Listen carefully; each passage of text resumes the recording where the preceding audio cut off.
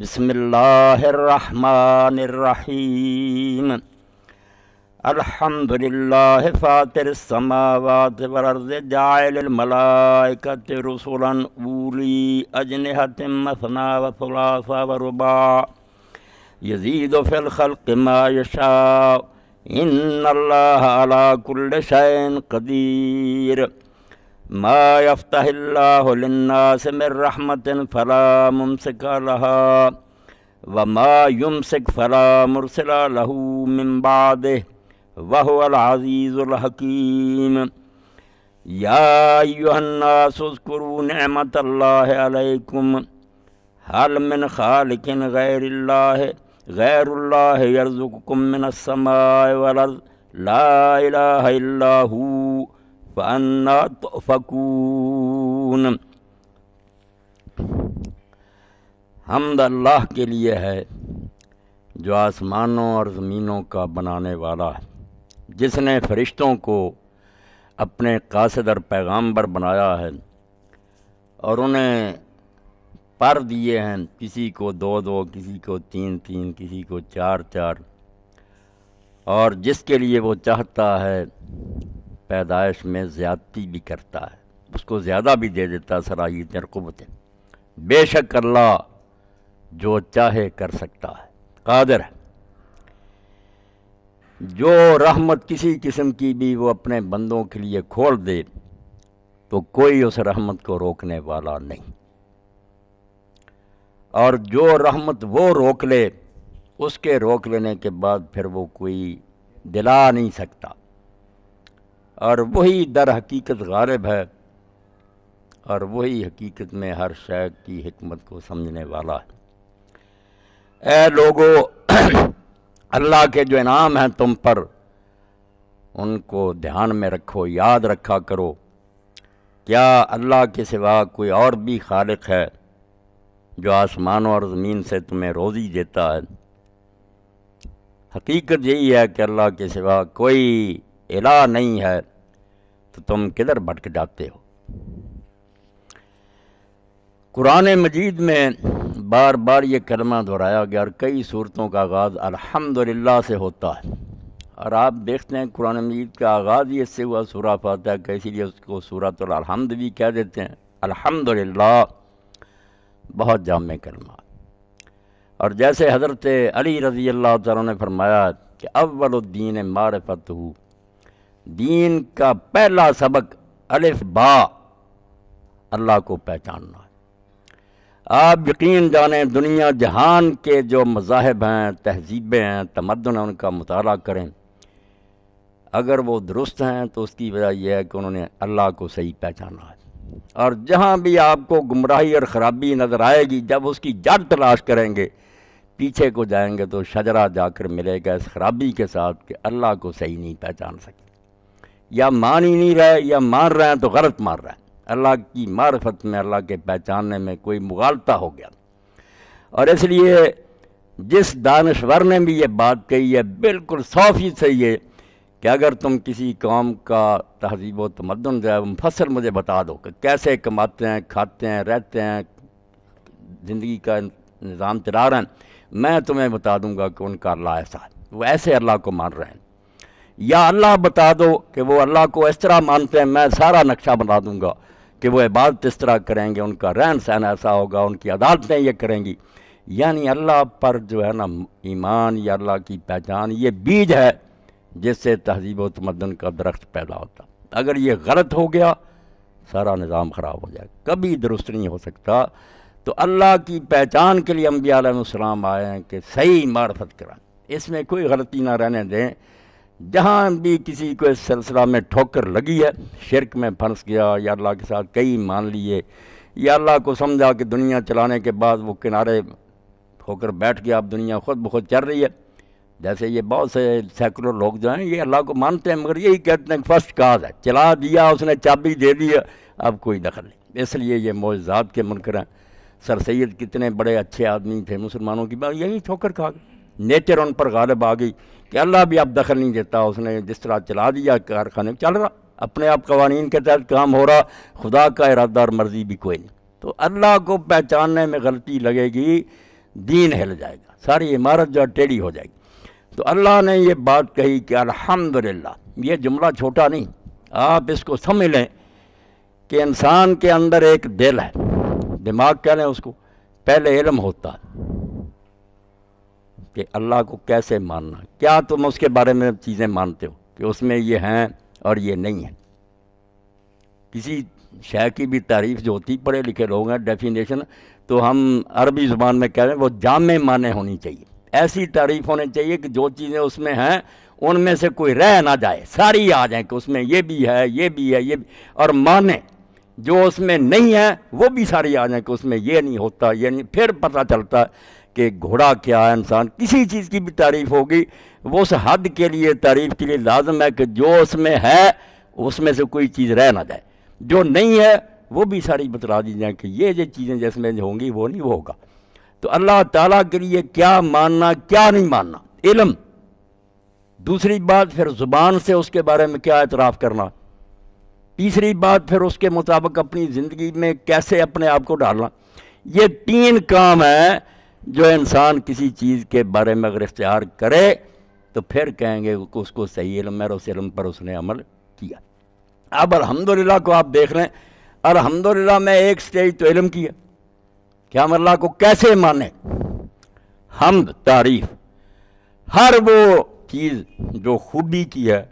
اس میں ماننی پڑے گی۔ جس کو آپ اللہ کہیں گے نا اس میں ہر شے جو ہے نا اچھائی آپ کے ذہن میں آتی۔ اللہ نے آپ کو عقل دی ہے، انسان بہت حد تک جانتا کہ یہ اچھائیاں یہ برائیاں، آپ چاہتے ہیں کہ وہ عادل ہو، انصاف کرنے دو، ظالم سے آپ نہیں محبت کر سکتے،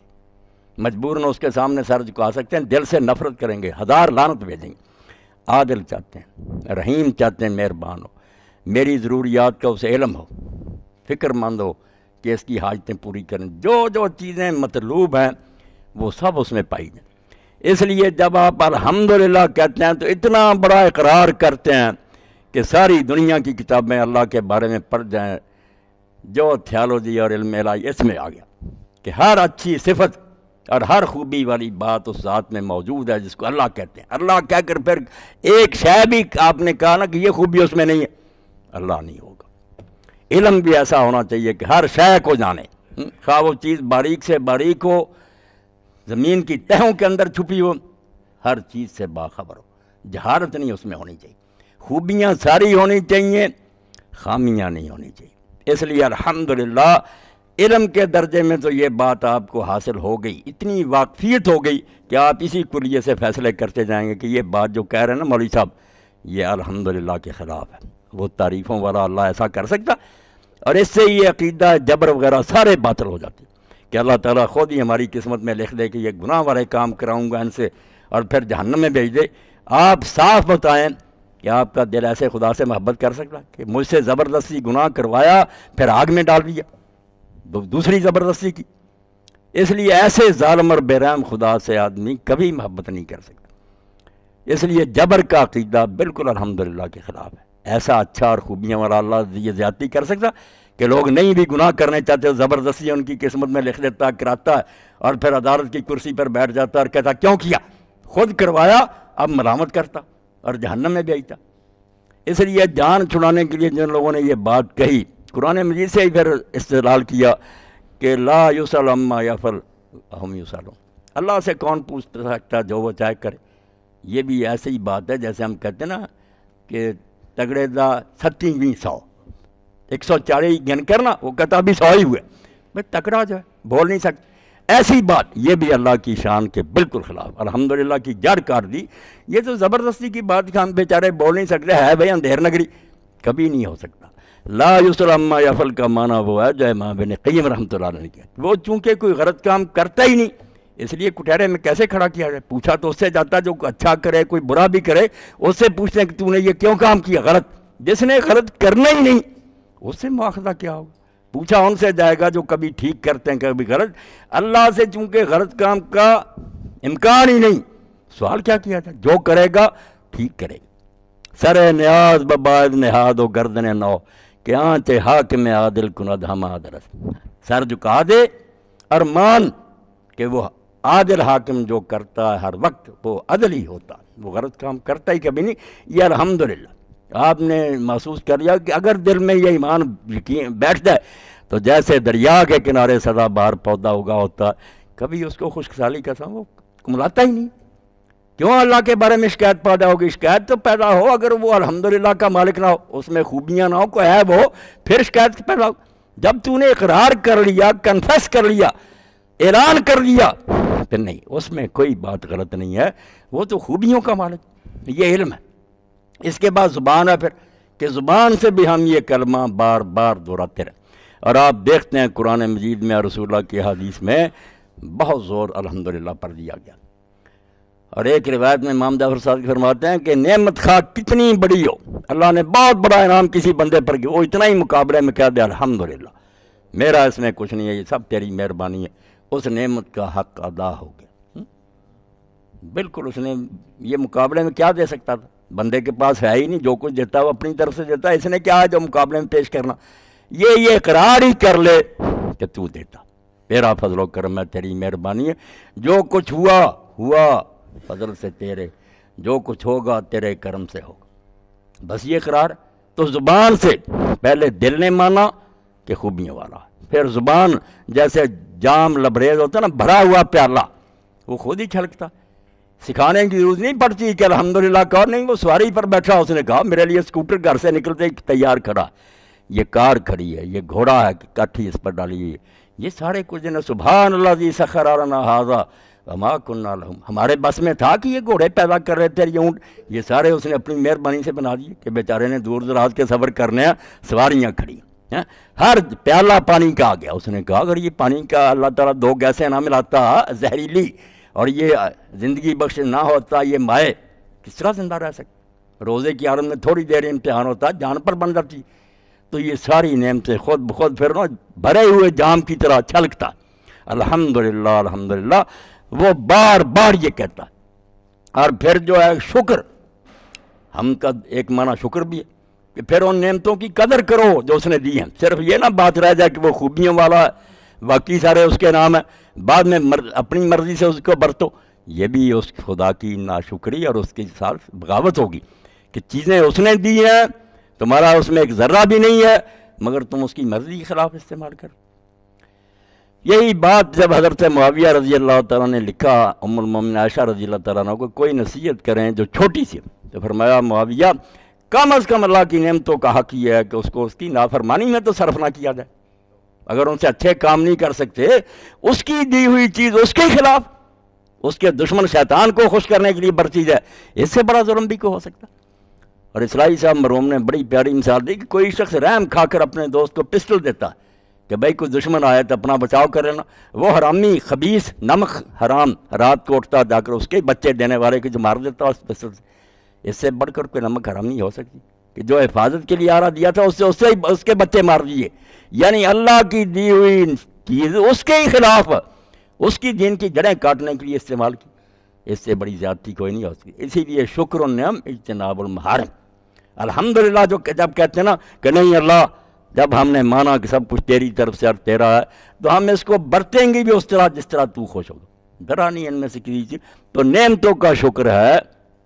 کہ حرام چیزوں سے پھر پرہیز کیا جائے، زبان ملی ہے کبھی غلط استعمال نہ کریں، اس کے ذریعے دین کو پھیلائیں، لوگوں کو نیک مشورے دیں، صحیح بات کریں، عدالت میں جھوٹ نہ بولیں، گواہی جھوٹی نہ دیں، کبھی بددیانتی نہ کریں، نہ کسی کی غیبت کریں، جو نعمت ملی ہے اس کو اچھے مصرف میں استعمال کریں۔ اب آپ دیکھ لیں کہ الحمدللہ جو دین میں اتنا آسان کرما کہ بار بار دہرایا گیا، اس میں کتنے دفتر بھر دیے کہ پہلے اپنے علم کو صاف کر لو، بالکل اس میں جتنی ملاوٹ ہوئی نا تطہیر کرو، ذہنی تطہیر، دماغ میں سے ساری وہ چیزیں چھانٹ کر باہر نکال دو جس کا آخری نتیجہ اللہ تعالیٰ پر عیب نکلتا ہے،